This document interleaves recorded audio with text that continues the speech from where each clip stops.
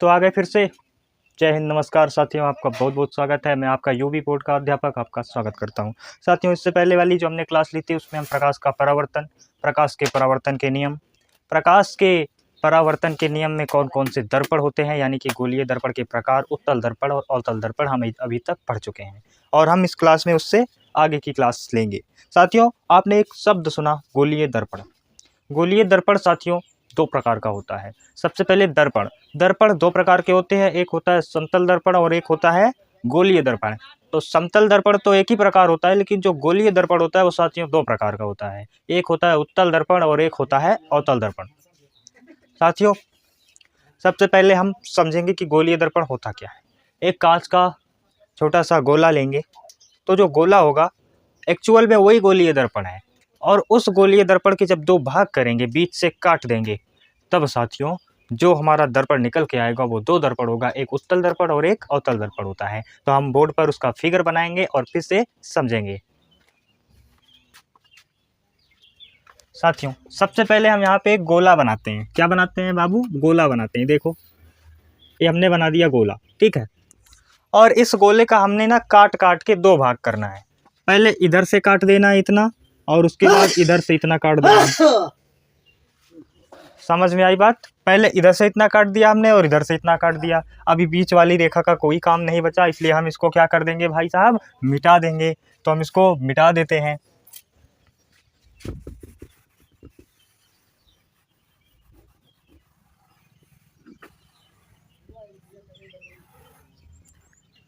अब हम ये जो रेखा है गोलीय दर्पण की, जो काट के हमने निकाला है, इसको क्या कर देंगे? हम थोड़ा उधर कर देंगे और इसको थोड़ा सा इधर कर देंगे, ठीक है। चलिए, इसको हमने इधर बना दिया और उसके बाद इसको हमने मिटा करके इधर बना दिया साथियों, हमको समझने के लिए, ठीक है। हमने कहा कि दर्पण के दो भाग होते हैं, एक समतल दर्पण और गोलीय दर्पण। जो समतल दर्पण हो जाएगा, पहला क्या हो जाएगा हमारा? समतल दर्पण हो जाएगा। और दूसरा क्या हो जाएगा? गोलीय दर्पण हो जाएगा। दूसरा क्या हो जाएगा? गोलीय दर्पण। और गोलीय दर्पण के अंतर्गत दो भाग होते हैं। पहला आपका क्या होता है? पहला होता है उत्तल दर्पण, और दूसरा क्या होता है? अवतल दर्पण। अवतल दर्पण। तो यहाँ पर हम उत्तल दर्पण बनाएंगे और हम यहाँ पर दूसरी साइड में अवतल दर्पण बनाएंगे, ठीक है। तो अगर हमें उत्तल दर्पण बनाना है तो जो परावर्तन होगा उसे उभरे हुए तल से करना है, यानी कि जो हमें पॉलिश करना है वो दबा हुआ तल करना है। जब हम दबा हुआ तल पॉलिश कर देंगे प्यारे मित्रों, तो जो उभरा हुआ तल है ये कौन सा तल हो जाएगा मित्रों? तो उत्तल दर्पण हो जाएगा। ये उत्तल दर्पण यानी कि उभरे हुए तल से क्या होगा? यहाँ पर परावर्तन होगा, यानी कि कोई प्रकाश अगर यहाँ पर हम मारेंगे तो इसका परावर्तन कहाँ हो जाएगा? दूसरी तरफ हो जाएगा मित्रों। समझ में आई बात?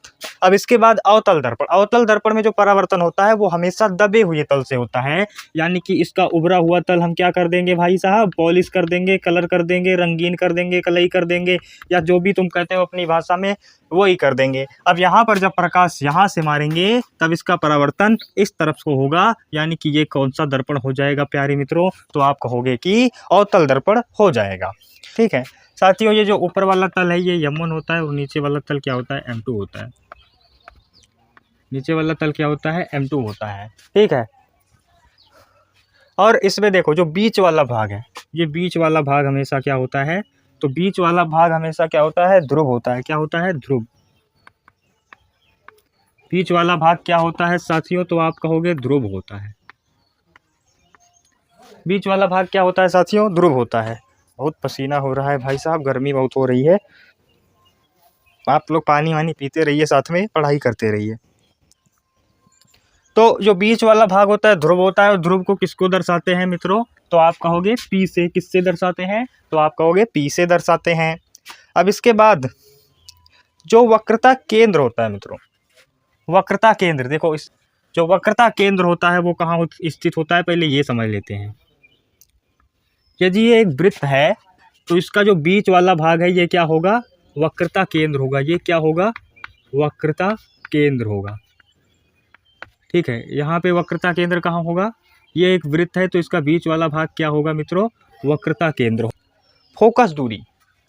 तो फोकस दूरी क्या होती है, जो केंद्र है और ये जो ध्रुव है इसकी आधी दूरी क्या कहलाती है मित्रों, तो फोकस दूरी कहलाती है। इसकी आधी दूरी क्या कहलाती है, फोकस दूरी कहलाती है। इतना समझ में आ गया होगा आपके कि जो के वक्रता केंद्र है और ध्रुव है इसकी बीच की दूरी क्या कहलाती है, तो वक्रता केंद्र कहलाती है। क्या कहलाती है, देखो हम इस सब बार बार रिपीट इसलिए करते हैं कि थोड़ा सा माइंड में घुसे माइंड में तुम्हारे।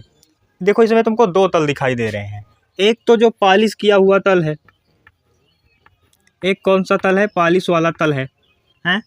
और इसमें पॉलिश वाला तल देखो ये है, एक पॉलिश वाला तल है। और एक तल आपको ऐसा दिखाई दे रहा होगा जिसमें परावर्तक तल कहते हैं। क्या कहते हैं इसे, क्या कहेंगे, परावर्तक तल कहेंगे। अब इसमें परावर्तक तल आपको कौन सा दिखाई दे रहा है, तो ये कौन सा तल है, परावर्तक तल है।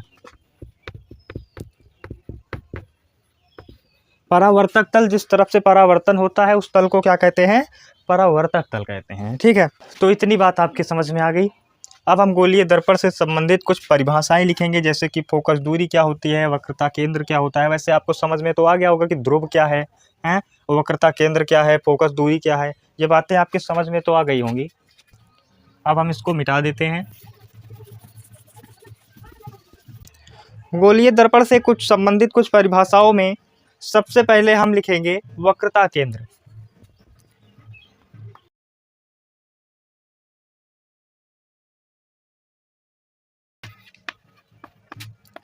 वक्रता केंद्र क्या होता है, सबसे पहले ये जान लेते हैं। वक्रता केंद्र क्या होता है, उस गोले के केंद्र को जिसका कि दर्पण एक भाग होता है, उस गोले का केंद्र, उस गोले का केंद्र,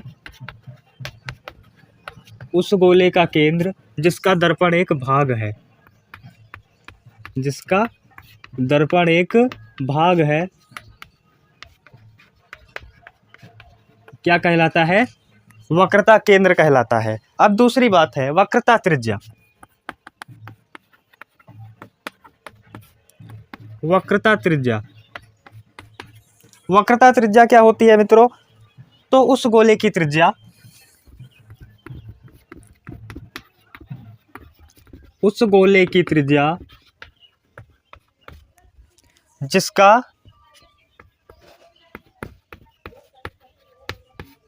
दर्पण क्या है, एक भाग है, जिसका दर्पण एक क्या है, एक भाग है। उस गोले की त्रिज्या जिसका दर्पण एक भाग है क्या कहलाता है प्यारे मित्रों, वक्रता त्रिज्या कहलाता है। तीसरी बात है ध्रुव। अब ध्रुव किसे कहते हैं प्यारे मित्रों, तो ध्रुव किसे कहते हैं, दर्पण के परावर्तक तल के मध्य बिंदु को, दर्पण के परावर्तक तल के मध्य बिंदु को क्या कहते हैं भैया, ध्रुव कहते हैं। क्या कहते हैं मेरे भाई, ध्रुव कहते हैं। क्या कहल जाला हो, ध्रुव कहल जाला। दर्पण का परावर्तक तल के मध्य बिंदु को क्या कहल जाला, ध्रुव। ठीक बात, समझ में आई बात। अब इसके बाद क्या आता है आपका, मुख्य अक्ष आता है, दर्पण का द्वारक आता है, और उसके बाद मुख्य फोकस आता है। ठीक है, इतना आपने उम्मीद है लिख लिया होगा, और नहीं लिखे हैं तो स्क्रीनशॉट मारिए जल्दी से, और हम इसको मिटाकर अगली परिभाषा लिखते हैं। अगली परिभाषा क्या है प्यारे मित्रों, अगली परिभाषा है मुख्य अक्ष। मुख्य अक्ष, मुख्य अक्ष देखो क्या होता है, दर्पण के ध्रुव तथा वक्रता केंद्र को मिलाने वाली रेखा, दर्पण के ध्रुव तथा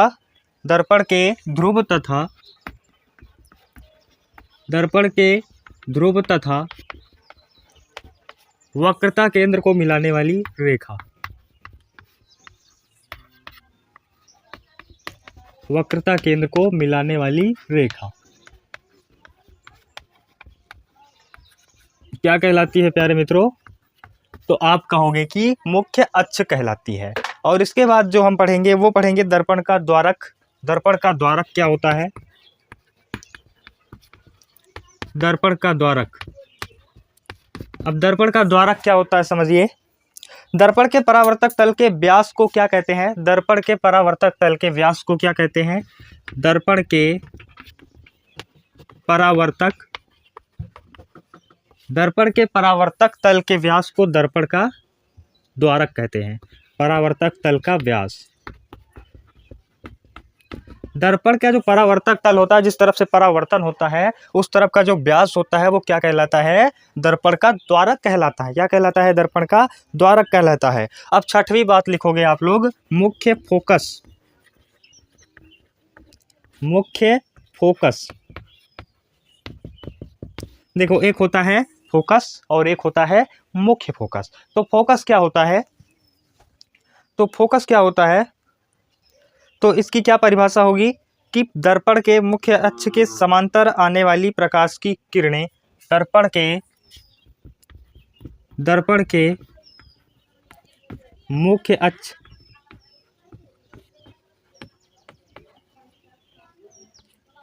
के समांतर आने वाली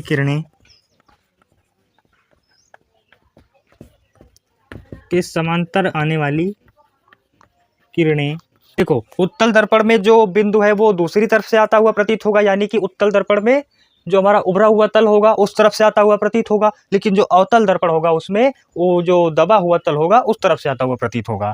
इसलिए जो मुख्य फोकस है वो दर्पण के मुख्य अक्ष के समांतर आने वाली किरणें दर्पण से परावर्तन के पश्चात जिन बिंदु से आती हुई प्रतीत होती हैं वो क्या कहलाती हैं? तो वो कहलाती हैं मुख्य फोकस। ठीक है, इतनी बात समझ में आई। अब इसके आगे की परिभाषा है फोकस दूरी तथा फोकस तल। सबसे पहले हम फोकस दूरी समझ लेते हैं। उम्मीद है आप लोग ये लिख लिए होंगे, आप इसका स्क्रीनशॉट मारिए जल्दी से। आपसे क्या बताई थी? फोकस दूरी। क्या बताई थी आपसे? फोकस दूरी। और ये हमारी 7वीं परिभाषा है, फोकस दूरी।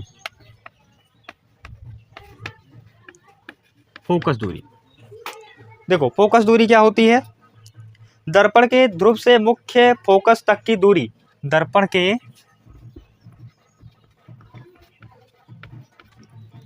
ध्रुव से मुख्य फोकस तक की दूरी क्या कहलाती है? फोकस दूरी कहलाती है। मुख्य फोकस तक की दूरी।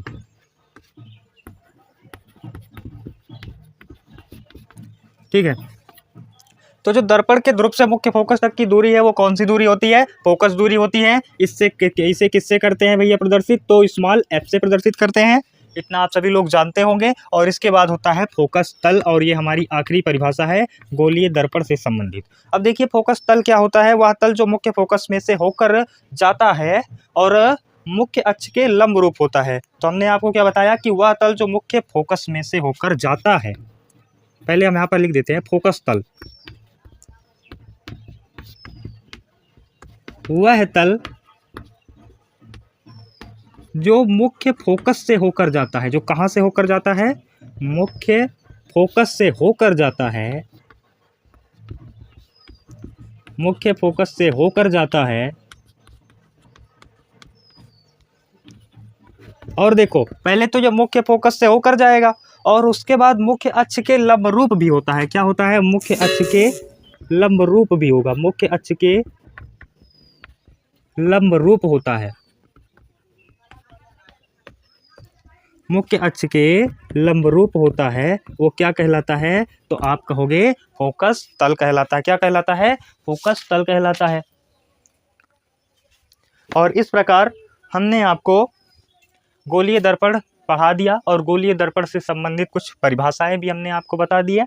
ये आपके परीक्षा में बहुत ज़्यादा उपयोगी हैं, तो आप इनको नोट्स के तौर पे अपने नोटबुक में लिखिए और सदा मस्त रहिए, व्यस्त रहिए, काम करते रहिए। अगली वीडियो में हम आपको सिखाएंगे वक्रता त्रिज्या तथा फोकस दूरी में संबंध।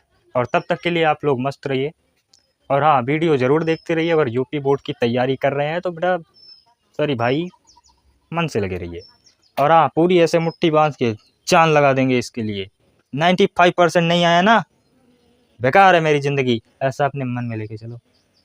और हाँ, जितना हम पढ़ा रहे हैं इसमें से एक भी क्वेश्चन छूटने वाला नहीं है। गोलीय दर्पण से संबंधित जितनी परिभाषाएं हमने सिखाई हैं बच्चा 5 नंबर में ये आता है आपका।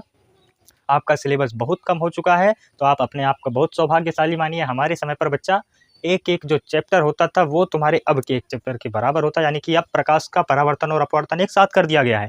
लेकिन हमारे समय में प्रकाश, फिर प्रकाश का परावर्तन, फिर प्रकाश का अपवर्तन, फिर गोलीय दर्पण, फिर लेंस में की परिभाषाएं, भाई साहब दिमाग खराब हो जाता था यार। तुम लोग मतलब सौभाग्यशाली हो कि कोरोना तुम्हारा सिलेबस बिल्कुल खत्म कर दिया है। बस पढ़ते रहिए, मस्त रहिए, व्यस्त रहिए। तब तक के लिए मिलते हैं अगले वीडियो में। जय हिंद, वंदे मातरम।